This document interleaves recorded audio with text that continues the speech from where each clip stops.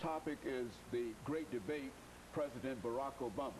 And Dr. AAl-Hadid, I think you've given us some information relative to the whole situation of race as far as President Obama is concerned. Let's look at another very, very unusual, controversial area, and that is religion. Now, what about the great debate and his religion?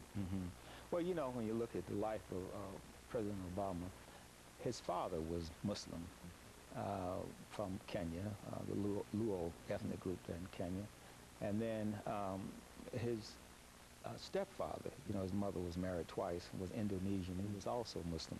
So I think for the first, well, let's say the first 12 years of his life, he was exposed to the Islamic faith. Now, his mother, on the other hand, was not committed to any religion. She was basically an anthropologist. She saw that religion was expression of culture, and he was exposed to a wide range of religion: Buddhism, Hinduism, Shintoism, traditional African religion. So he grew up not really being totally committed to any religion.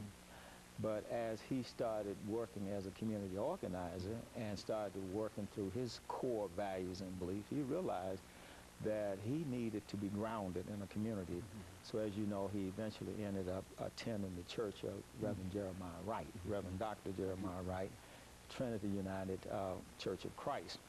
And not only was he able to work out his spiritual journey, but to deal with his identity crisis, because Jeremiah Wright is what I might call a black Christian nationalist, same line of thinking as James Cone and some of the others along those lines.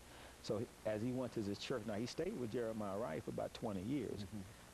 His wife attended the church, his children were baptized there, he was baptized there, so he became committed to Christianity. And I think it's inappropriate for people to keep labeling him as Muslim when he's not. Especially when he's been in the church, in the Christian church for the last 20 years. Yes, you know, and some people leave the impression as if he just ran across Reverend Wright a couple of years, last year or something.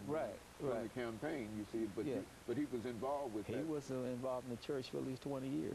Now, I think maybe when he first went to the church, he might have been looking for an institution that could help him with his community organizing, or he might have been looking for an institution that could help him get votes, because, you know, he ran and was successful in becoming a state senator in Illinois. In fact, he was a senator in Illinois for 10 years. And so it could have been for those reasons. But then eventually, you know, he got in that environment, and he saw something in the black Christian church that he didn't see in the other churches. Now, there was some background. You know, his mother came out of a Methodist, his grandmother rather, came out of a Methodist background, and his grandfather, who they were both white, came out of a Baptist background. But when they left Kansas and went to Hawaii, they no longer practiced this religion. So they just basically were good people, core values that were based on Christianity, but they were not churchgoers. And he wanted something different for himself, because, as you know, most of his life, he had this identity crisis. I mean, he saw himself as being African-American, but he didn't fit well among African-Americans. When he left Hawaii, graduated from an elite school there in Hawaii, and then went to Occidental College in Los Angeles. He didn't fit in well there, and then he left and went to Columbia University, where he was able to move around in Harlem and see all the various ethnic groups. And it's when he went to Chicago that he was able to resolve his